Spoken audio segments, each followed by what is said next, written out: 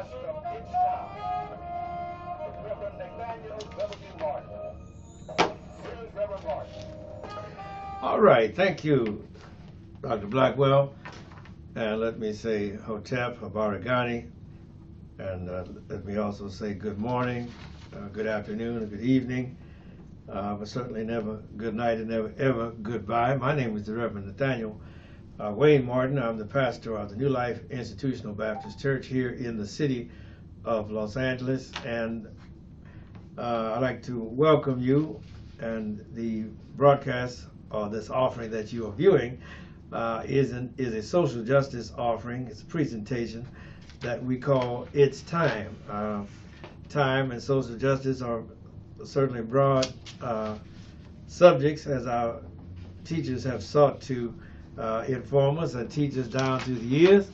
But yet we call it social justice because we have to deal with the fact that we cannot serve or worship God in a bubble, and we cannot serve or worship God in a vacuum. We have to be out here with and among and helping and sometimes arguing, and yes, even to the fighting with each other, in order that we may the better learn what we all lack or what we all need. And toward that end, we trust that you will join in and become a social justice activist. Also, that you do what you can to try to advance humanity and advance the cause for the which we are all here on earth, because we all have a mission.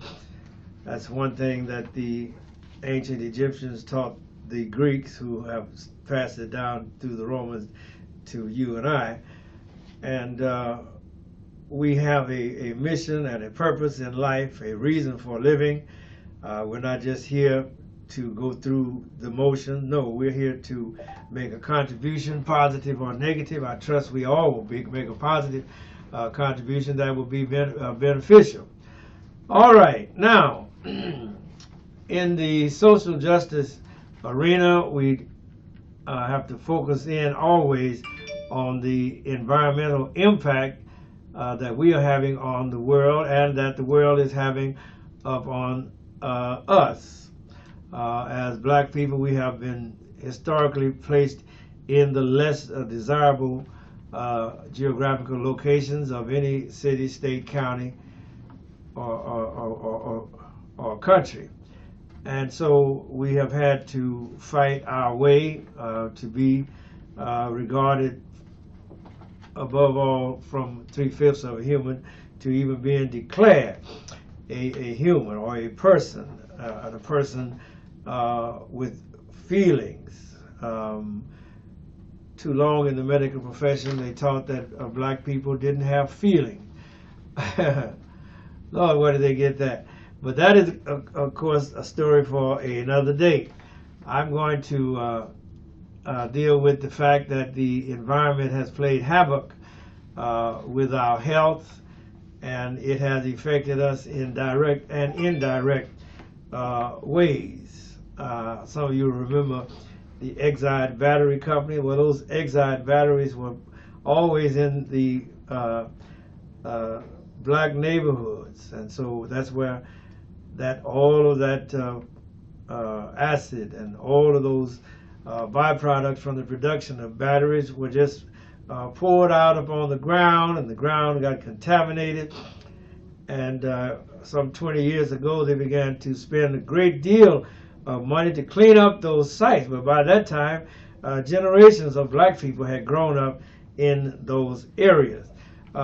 We focus in, therefore, on the environment, and we also focus in on the economic, because we live in a capitalistic structure, society, and if you don't have money, you're gonna have to go get some money by any means necessary.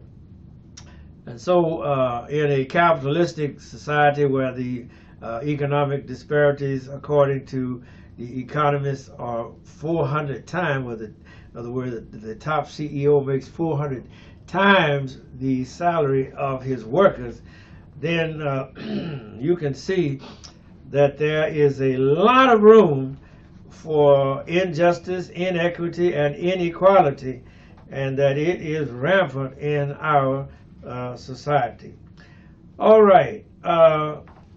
Today I want to talk from the era of eugenics to Ron DeSantis.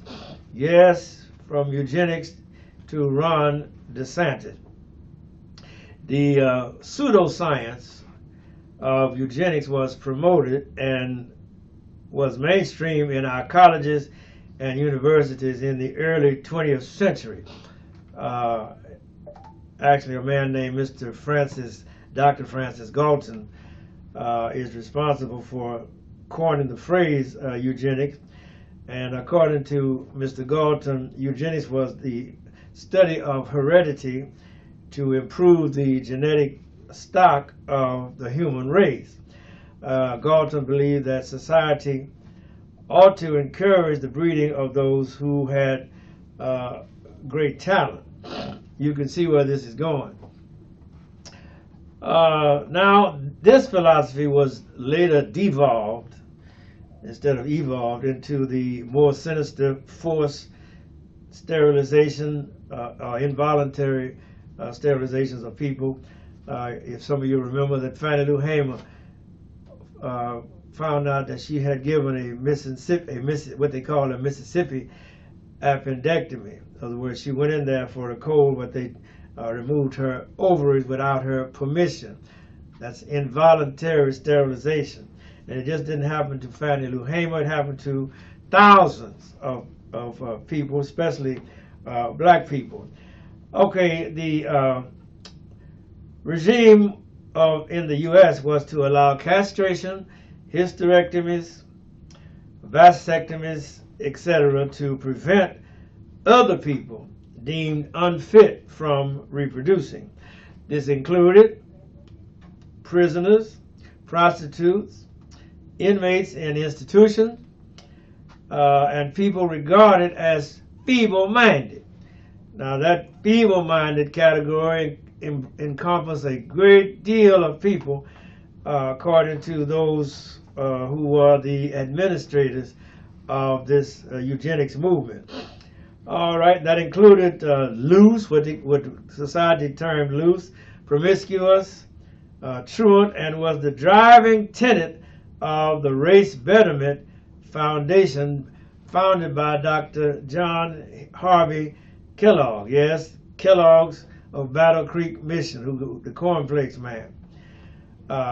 Its slogan was to purify the breeding stock of the race at all costs. And it sought to accomplish this effect through a three-pronged program. We were already talking about forced or involuntary sterilization, mass incarceration, of which we're still the victims of, and 3, sweeping immigration restrictions. Now, some of your leading eugenicists were the people in power who headed vital institutions and charities and philanthropic endeavors. For instance, David Starr Jordan, the first president of Stanford University up north there. Woodrow Wilson, who was the president of the United States. And, well, we made to put a pin right there, because remember, Woodrow Wilson was a Southerner. And, of course, he believed in segregation and separation of the races. And under Abraham Lincoln, in Lincoln's time, in the 1800s, Washington, D.C. had been desegregated. That means in employment, getting government jobs, you could live where you wanted and work where you could find work. But when Woodrow Wilson became president in, I think it was 1913, 1912, he resegregated the Washington, D.C., and he resegregated the post office, and he put all of those things in line because he was, at heart, a eugenicist. All right, now, Alexander Graham Bell, the inventor of the telephone, William Ripley, who was a not an astronomer, but he dealt with numbers. I didn't get into well, he dealt with statistics. Let's put it that way. And fourth on the list, you have Andrew Carnegie, who was a industrialist. And right after him, you have John D. Rockefeller. Then you have President Theodore Roosevelt. Then you have Harry Chandler, who was the publisher of the LA Times. Now, these names were very influential in the world. So, as you can see, look at the fields that they represented. Look, they didn't just represent in those fields, but they were influential, and they were the heads of commissions and heads of boards and other things like that. And so their influence was, in other words, was very, very broad. So in other words, if Reverend Nathaniel Martin should come in and start laying out the case, well, this other person's pedigree and personality, his accomplishments, his achievements, would far outweigh anything that I might have to say. So these names were influential in the world. So when the Bible speaks in Ephesians chapter 6 and verse 11 and 12 about wrestling against principalities, against powers, against the rulers of the darkness of this world, against spiritual wickedness in high places, then you can understand. Look at these names. And I've only given you 6 names, but there were hundreds of others who are still out there. And they are the heads of universities, and they're heads of colleges, and they are heads of PTAs. And they are in every field of endeavor.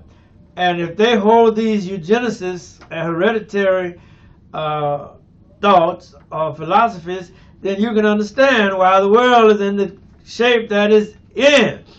Because the wrong people are in charge. And of course, you and I have very limited access.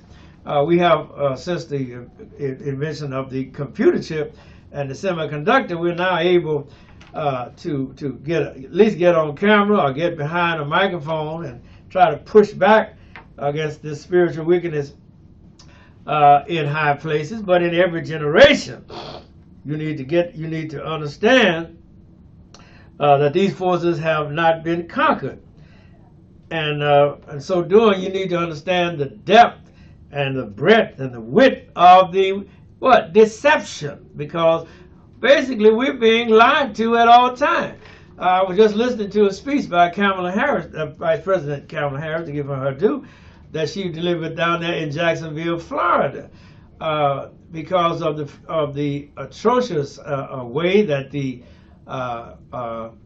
governor of the state of Florida has commandeered the educational system down there, and they are banning books in 2023, and they are telling people that slavery was a benefit. You can't make this up, folks. And Governor DeSantis has taken over the educational system down there, and told the teachers that they don't teach what DeSantis feels and the board feels that they should teach, while they risk being fired. And no teacher wants to be fired, especially when you got bills to pay, you got a mortgage, and you got a standard of living that you want to maintain. So you can see the how dire these so-called spiritual wickedness in high places have been able to control the dialogue. And they are attempting to control the narrative not only in Florida, but all across all 50 states and the world. And if we let them thus alone and don't push back against this darkness and don't speak light in spite of this darkness, then we become complicit as a part of the problem, because we knew the truth but wouldn't tell it.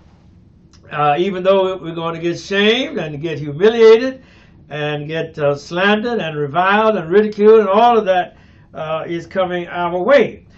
But we must speak truth to power.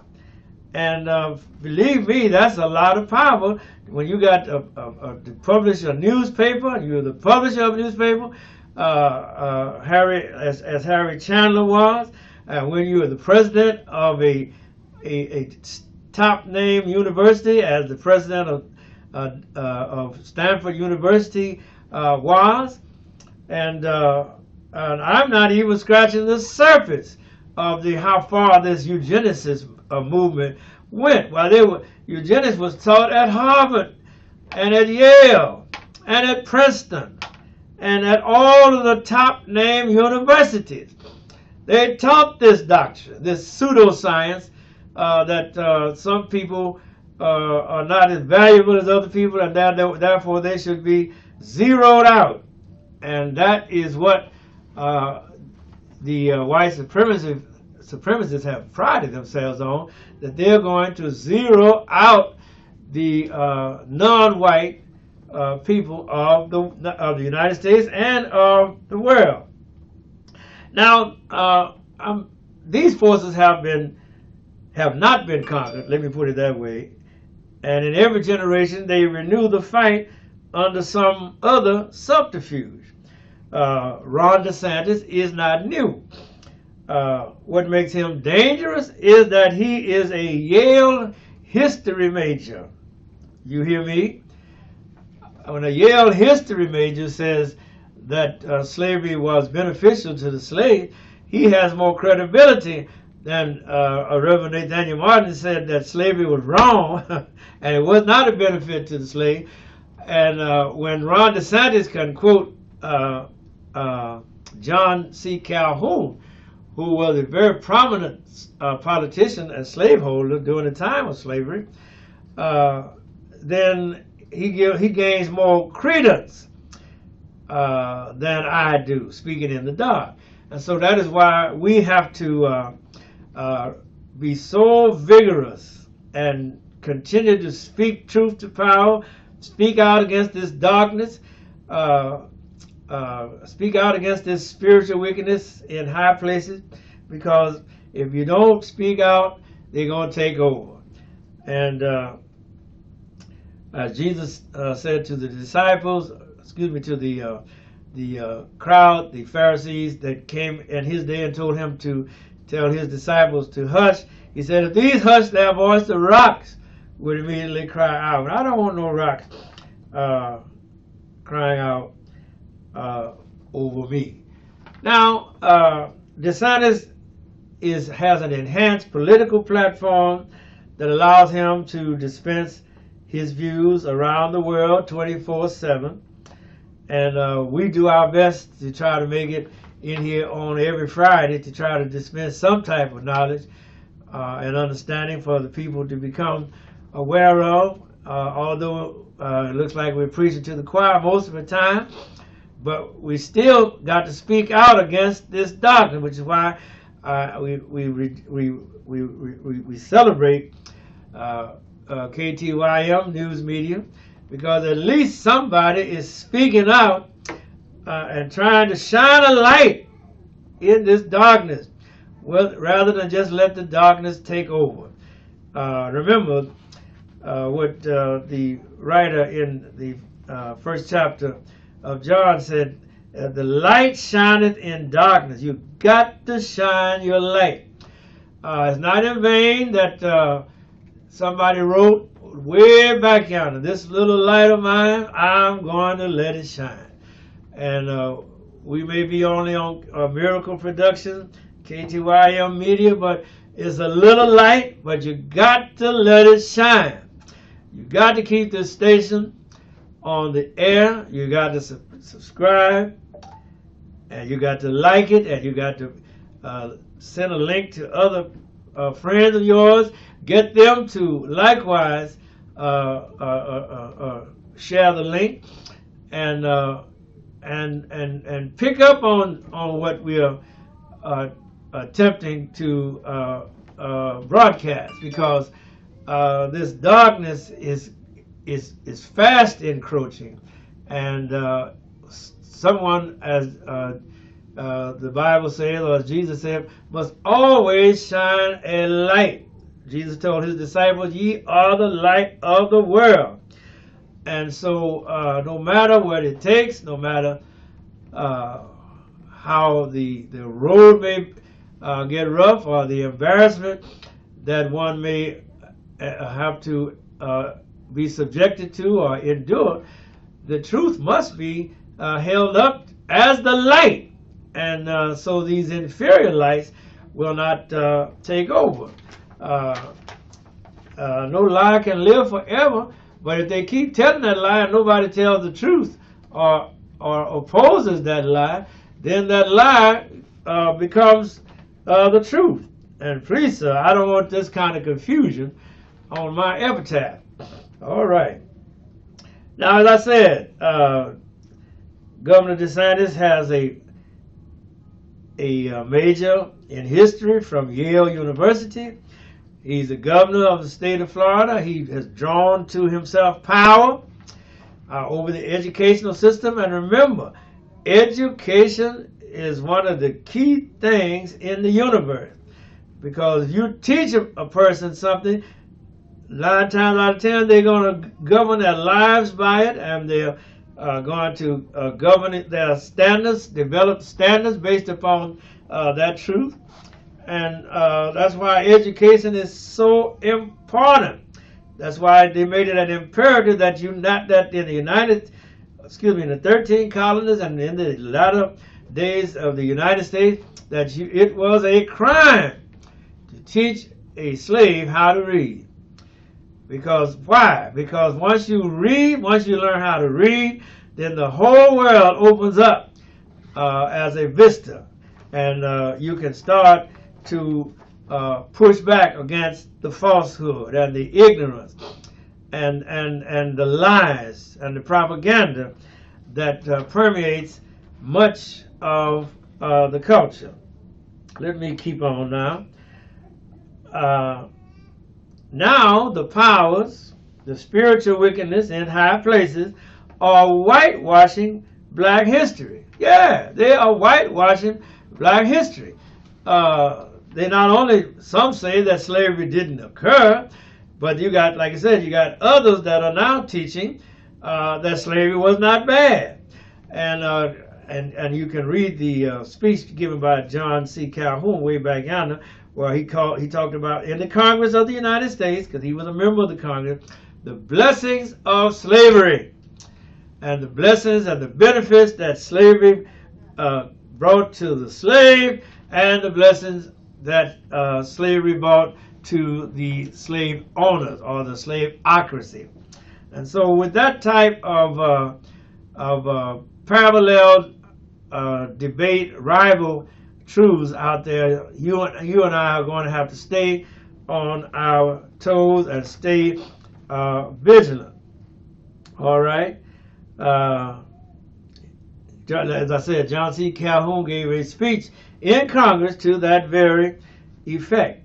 The speech was thereafter published in the newspapers, and it is among his papers, his archives, his writing. So you must be prepared for a hard fight, that you will not win every battle, but you must fight until you win the war. You don't win every battle, but you must fight until you win the war. Remember, you're battling against the status quo, creme de la creme, and when you got philanthropists in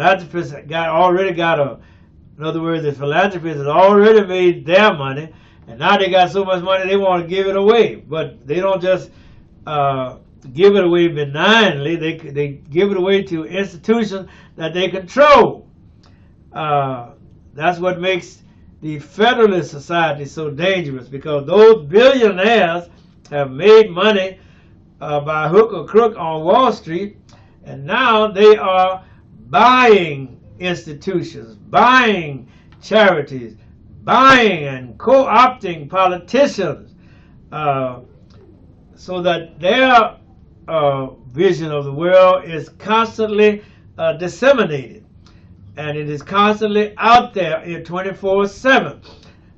Fox News has a billionaire, triple trillionaire behind them, and so that's what makes them. Thank you. 5 minutes. 5 minutes, y'all. So it makes them so dangerous, because when you got a trillionaire, no more billionaires. When you got people who have that kind of money to invest, well, they're going to want something for their money. That's why we got to have a code of ethics for the United States Supreme Court, because right now they're functioning with no code of ethics, no rules of order. They are writing their own rules and giving carte blanche to the people who in the background pulling that string. And I hate to pick on Clarence Thomas all the time, but he's the most salient because he stuck his neck out there. Been going on expensive trips, $100,000 one way, $100,000 coming back. And you don't think the people that pay that $100,000 ain't gonna want something out of you? And so when you go up to the Supreme Court and you paying your fees to get your case heard, well, now this billionaire have already paid off the judge that's gonna sit in judgment on your case. Which way you think he gonna rule? He gonna rule in your favor? No, baby, please. All right.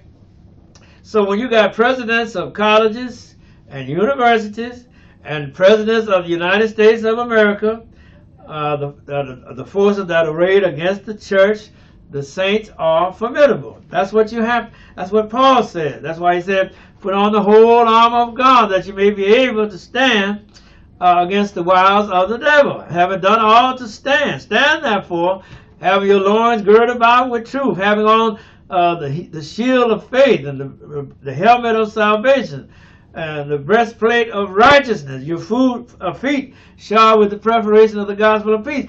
That's because you're going to have to battle these presidents. You're going to have to battle these chairmen and these CEOs of these corporations and companies, because they have their truth that they are trying to promote.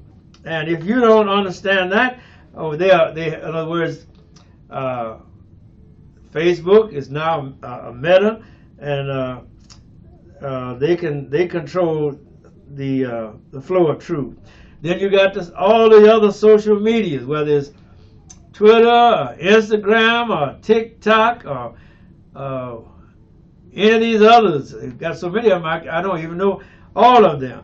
But they are platforms that the owners of those platforms are buy those and control those platforms so that they can push their version of what they say is the truth. All right. Now, as I wrap up, please remember, these people control the news media, they control social media, they control the economy in a lot of places, they control the banks, the insurance industry, the food chain, healthcare, education, welfare, and housing. That's all there is. And so when you have people who have a philosophy that was a pseudo-philosophy from the jump street, but it has enough truth in it to draw people to say, well, he got some points there. You're in a tough fight. And as I close, remember the IQ test and the SAT tests were all developed by a eugenicist, and that is what is given to you and to me when we go to take a test. That's why those tests today are being challenged in our schools, colleges, and universities. Most of us who take tests to get into schools are unaware that the test is rigged against you. All right, so then as I wrap up, my time is up. Just remember, this is a device of the devil, and you must arm yourself and be ready to give an account of the faith that to defend the faith that is in you. All right? God bless SAG-AFTRA, and God bless the activists that are out there with them. And if you're working on a job and they don't want to pay you, take my advice and don't work for them. God bless you. Thank you, Doc. We're out of here.